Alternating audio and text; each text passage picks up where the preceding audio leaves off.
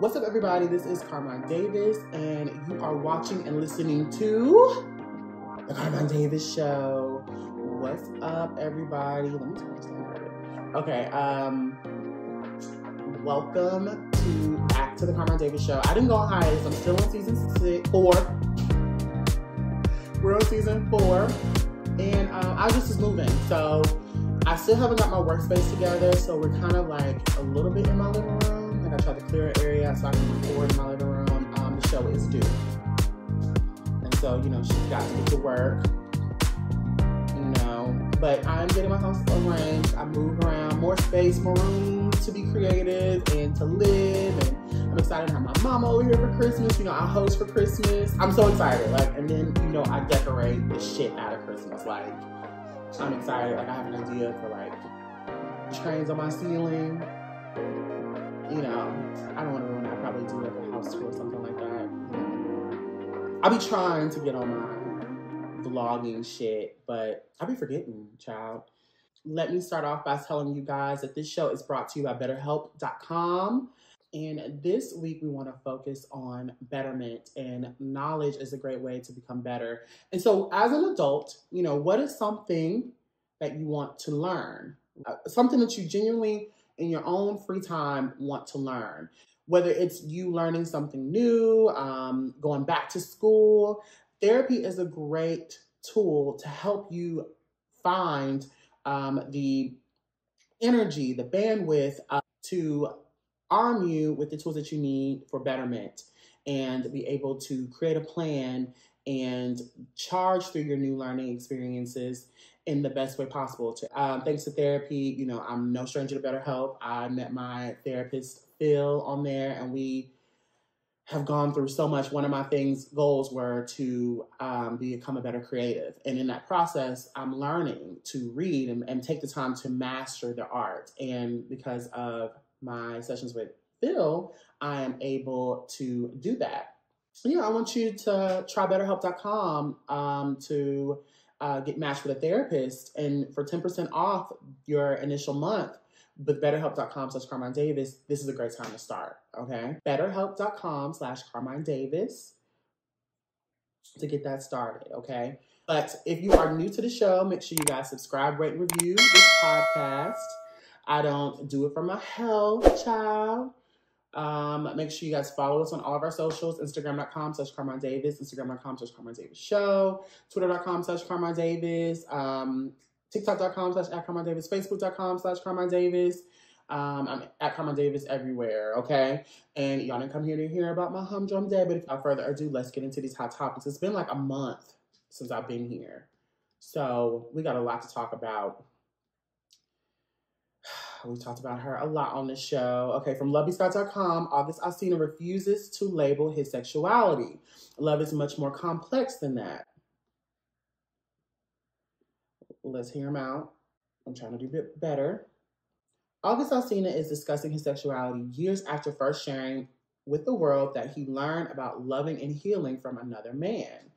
During an appearance on Council Culture, the singer discussed the perception of romance and relationship society with Nick Cannon and several others. Alsina explained how he doesn't subscribe to sexuality norms and that God blessed him with the ability to cross paths with so many different types of people, which had him believe love is much more complex than most think. To be honest with you, bro, it's not even me that's opening my heart, Alsina said, when asked about opening his heart and loving another man. It's that power that's higher than myself. I always say, I'm trying not to judge. I'm not trying to judge. Okay, I'm going to finish reading. I always say that the greatest gift that God could have ever given me was exposure, to expose me to so many different kinds of people, places, and things. He continues, so it's like when people want you to define yourself as whether you're gay, straight, bisexual, or whatever, it is you was just talking about. Love is much more complex than that and much more depth, has much more depth. So for me, I'm just the kind of person that, because love is a language, I'm fluent in love when it speaks to me.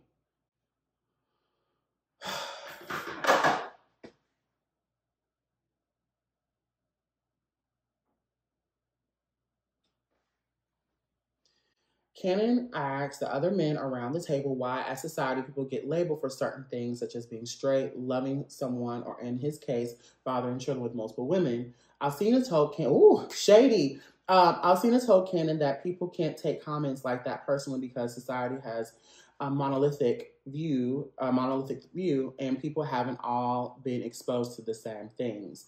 In the season finale of The Surreal Life, Alsina introduced Zoo, the person who said had taught him so much about loving and healing.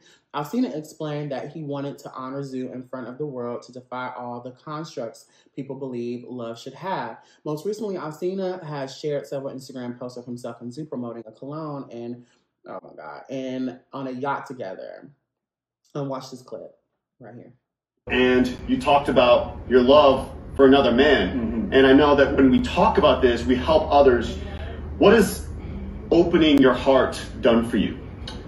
To be honest with you, bro, it's not even me that's opening my heart. It's that power that's higher than myself.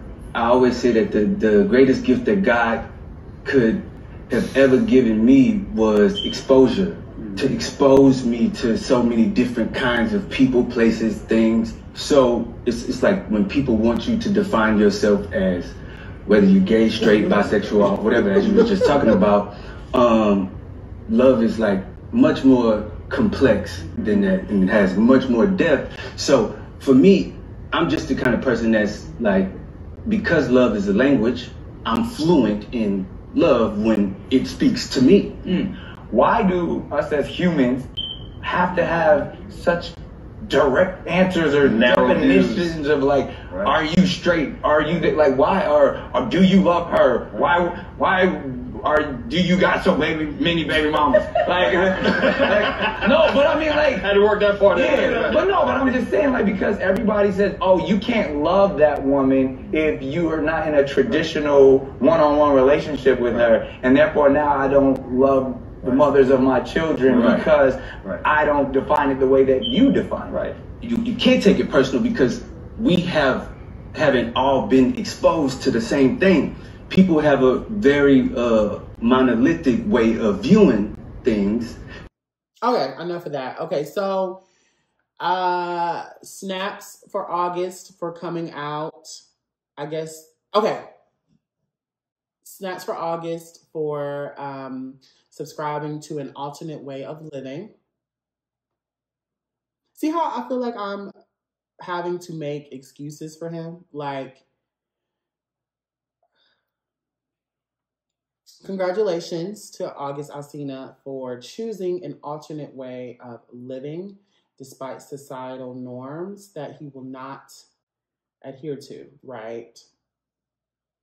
But for everybody else who, you know, when you go and check a box, right, you still have to go and check a box. Now, I understand where August comes from, right? I get that and I agree, right? Like, but I think choosing to be gay, bisexual, pansexual, there's a reason why these are still these labels. And they give us so many different labels now. Like when I was growing up, gay, straight. Now, then it was like gay, bi, gay, straight, pansexual. You identify differently because it's still important. No, now you can be who you want to be and choose to live how you want. But people like to jump around, especially men. Especially Black men love to jump around labels because they don't want to identify themselves. Because I think, my personal feelings is that I think because they don't want to check a box. They don't want to have to be anything, and they don't want to admit that there's some fuckery afoot. You know, it's some bullshit. It's just like, what are we? Niggas want to jump around the subject, oh, why can I? Oh, we should do all this. No, are we together or we're not? Because there are different labels and ways that people, and boundaries that people have to set afoot on ways to treat you. It's not just about you.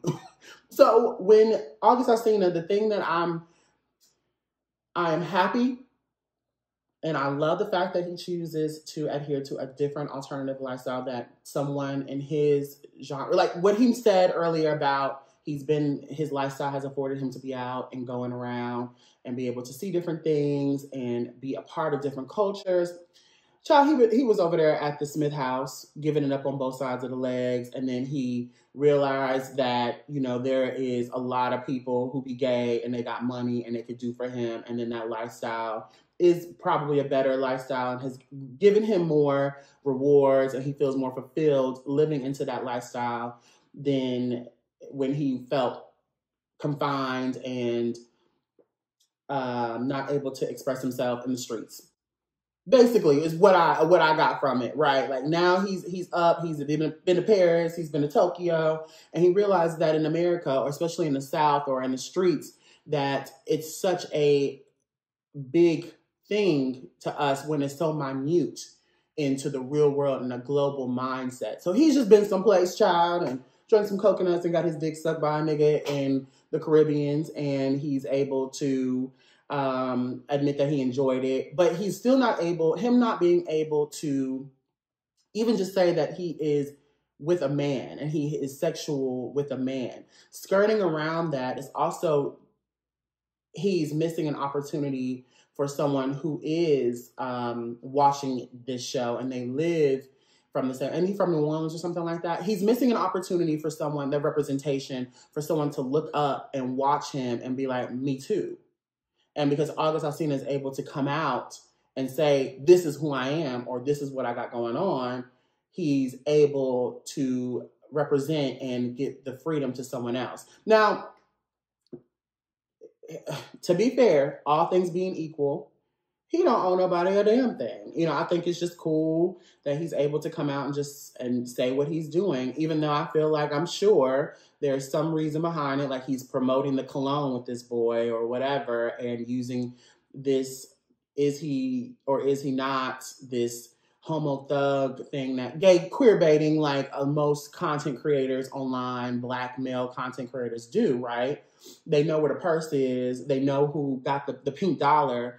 And if he's seen in a more sexual situation with someone else, another Black man, is provocative. So attach that with a brand or attach that with a product, it would equal sales. Like, I'm a smart girl. I get what you're doing, Miss August, but that doesn't, my issue is, especially with a lot of Black men, is that we try to forget, regardless of whether we like it or not, we are in a political situation. We are, our existence does matter and our representation does matter. We can't skirt around that and not, I get what you're trying to do, but you didn't slay the way you thought you did. Leave a comment below if you understand where I'm coming from. If you can educate me a little bit more, if this is like, maybe I'm wrong. I'm okay with being wrong, but that's how I feel about it. August, are you or are you not? Are you fucking this man? Are you sucking this man? Have you been sucked by this man?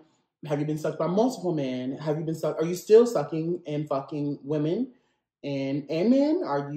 Do you even care if they have a gender? Are they subscribe to a gender norm? Like, these are questions, and then bringing other people in it and talking about, you know, when you have kids, like it's manipulative. It feels manipulative. Real manipulative, like. But go off, August, go off. Leave a comment below if you understand where I'm coming from. We're going to move on to the next hot topic. But before we do, make sure you guys smash that subscribe button. I don't do this for my health. You know, follow us on all of our socials. Instagram.com/Carmine Davis. Instagram.com/Carmine Davis Show. Twitter.com/Carmine Davis. TikTok.com/@Carmine Davis. Facebook.com/Carmine Davis. And we're going to move on to the next hot topic. Boy Meets World star Danielle Fishel reveals breast cancer diagnosis. They found, oh, thank God. They found it so early that I'm going to be fine. Oh, we cannot lose Topanga. We cannot lose Topanga.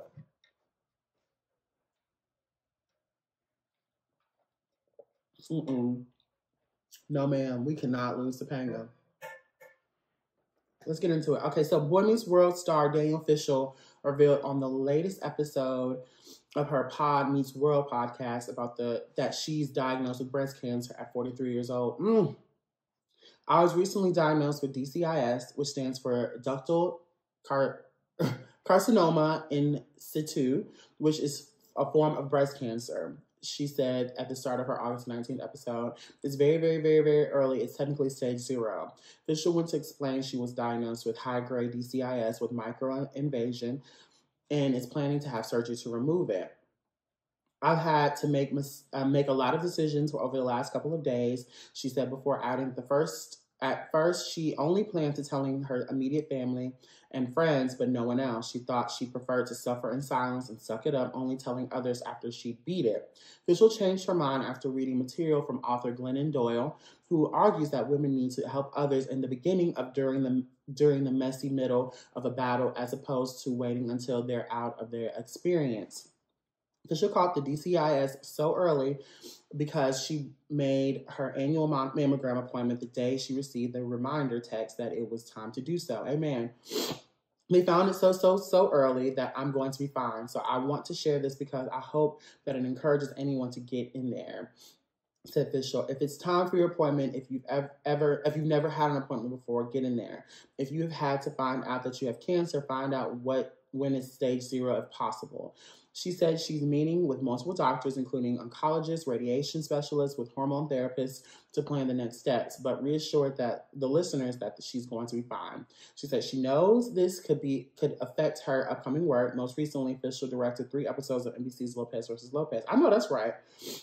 And co-hosts Ryder Strong and Will Friedle, who starred in Boy Meets World with Fishel, were 2 of the first people she told after her family. We love you, and you know that we've got you. Whatever you need, we're here, Friedle said. You're going to be fine, and you might have some sucky days coming up, but we're here for you. She's lucky to have caught it early. Ladies, get your mammograms. It can save your life.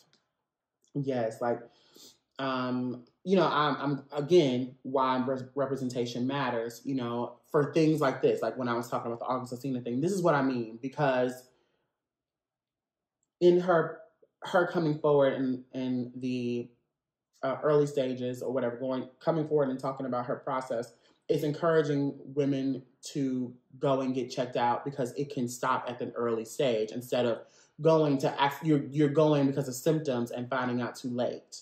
So it's encouraging women or men to go out and make appointments with your doctor and make those and stick to those annual doctor visits. But, I understand at the same time why it's hard because it's more of a privilege thing.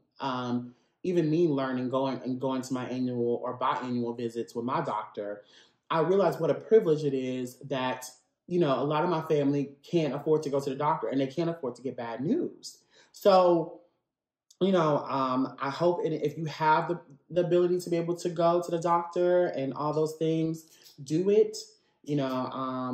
Insurance or you can make it to, I think mammograms are, of course, paid by, you can get government assistance and all those things, I'm sure. And, do what you can. But it makes me sad that I know that this is also like, a lot of women don't want to go, or a lot of men don't want to go because it's an expensive thing to try to beat. So this is why representation matters, if that makes any sense. Leave a comment below. Prayers for Topanga. We need you here, girl. We need everybody here. If you're going through something similar to this, and if you even have it in your mind, make it to your appointments. If you can, do what you have to do to catch it early. And so we can have you here. And even if it's a little late, be positive, be hopeful, and move with love. Again, leave a comment below. Educate us. I hope this inspires a lot of people to go get their checkups. You have a positive word for Topanga, leave it in the comments. And we're going to move on. Before we do, make sure you guys subscribe, rate, and review this podcast. I don't do it for my health, child. Smash that subscribe button. Follow us on our socials, Instagram.com/Carmine Davis, Instagram.com/Carmine Davis Show, TikTok.com/Carmine Davis, Twitter.com/Carmine Davis, Facebook.com/Carmine Davis, at Carmine Davis everywhere, okay? And let's go on to the final hot topic. Say what now? Ohio murderer suspect on run for 20 years found working as a police officer in his hometown, child. Who'd have thought it? Okay, and a murderer in the police department? No way. An Ohio murderer suspect wanted for a 2004 murder has finally been nabbed by the long arm of the law 20 years after he reportedly took a one-way trip out of the country, even though his tale of escape had already been featured on America's Most Wanted. What?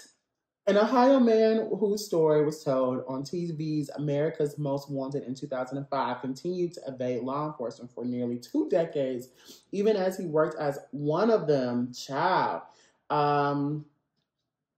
Antonio Raiano, 72, has been on Ohio's Most Wanted list for 20 years now, since the 2004 shooting death of Benjamin Becerra, 25, on August 1st, 2024. Raiano was finally arrested and taken in the U.S. and after U.S. Marshals reported finding him working as a police officer in his hometown of Zapatitan Palmas, state of Oaxaca, Mexico. I butchered that up, baby, but it's okay. Y'all know what I'm talking about. According to the U.S. Marshal Service, the Sheriff's Office partnered with the U.S. Department of Justice's official... According to the U.S. Marshal Service, the Sheriff's Office partnered with the U.S. Department of Justice's Office of International Affairs, who then worked with law enforcement in Mexico to arrest and extradite Raiano.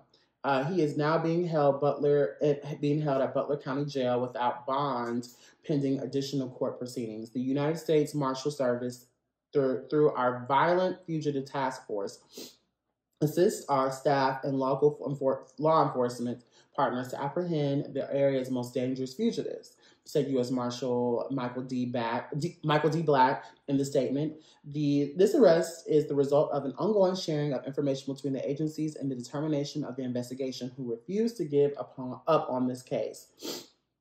Dubbed the Devil, as his story was featured on America's Most Wanted, Raiano's trail went cold after U.S. Marshals attempted to capture him with the 2006 warrant, per NBC News. They tracked him to his mother's house in Mexico, but by the time Marshals arrived, Raiano was no longer there. The cold case picked up in heat in January 2024 when the Butler County Prosecutor's Office received its reapplication for its provisional warrant. At that time, Chief Investigator Paul Newton and his team used social media, including Facebook, to track Raiano down. While purportedly working as a police officer in Mexico, per the U.S. Marshal's release, Raiano had left behind a wife and 3 kids in Hamilton, Ohio. Newton said Raiano has been the most challenging just in the simple fact that he really dug in and went underground. After the 2006 attempt failed, Newton and Raiano moved again. We really didn't see any evidence of him until 2023. He said, I think he thought he was home free. I mean, after 20 years, yeah. Now that he's captured, Raiano is facing 2 counts of murder and felony assault charges for the December 19, 2004 shooting of Becerra outside of the Roadhouse Bar. And police say they found the gun used in the shooting in a hidden compartment under the kitchen floor of Raiano's apartment in Hamilton with bullets beside it, per Fox 19. Lord, Raiano reportedly tried to step in to help a bartender after Becerra was asked to leave the premises since he'd been part of the fight there a few weeks ago. As Raiano and Becerra allegedly began to argue, the bartender purportedly asked them to take the dispute outside. Shortly after, gunshots were heard and Becerra was found lying face down on the sidewalk. Surveillance footage at the time showed Raiano leaving the scene, per the New York Post, but authorities were unable to locate him. See what happens when you don't mind your business? He seemed like the type that liked to, a Superman type of man too. A lot of times, this is very interesting to me in times like these. One thing I noticed about Hispanic, Latin, Mexican men is that they have similarities to white men, but they don't realize, like, if he was a white man, he would have never been found. Is that controversial to say? Like, he would have had to kill so many more people to be even brought in as, like, maybe this is that man if he was a white man. Like, he would have never had to go to Mexico. They would have just moved him to another, like, he would have been another police officer and they would have picked, like, it would have never happened if he was brown. And I think brown people need to understand that because you think you are not one of us or people of color, you are. So when moments like these happen and you think you're doing a good Samaritan and you're doing this country a favor by stepping in and trying to play Superman, they will get your ass. They don't give a fuck that you're trying to help that man. Child, they don't give a fuck. And I wouldn't either. You shot a man, let's go to jail. And you could have went to Mexico for 20. And then you didn't get that superhero complex. You want to be a police officer. And I mean, it's protected him for all these years. So, I mean, even in Mexico, like, come on. Like, I don't know. Leave a comment below. Wow, that is crazy. And I'm sure it happens every day in America. If he was a white man, he would not have to go to Mexico. He would have just had to go to Florida, like every other white man, and applied in some knee-deep bumfuck area in Florida, and he would have been able to get his on with a blue badge, and everything would have been fine. Like, your lust for murder would have been fine, especially murder with the under the guise of protecting people. Because if you're a murderer, you're gonna murder anybody. Like, no matter what you're doing, you might as well do it for quote unquote the right reason, but you still murdered someone.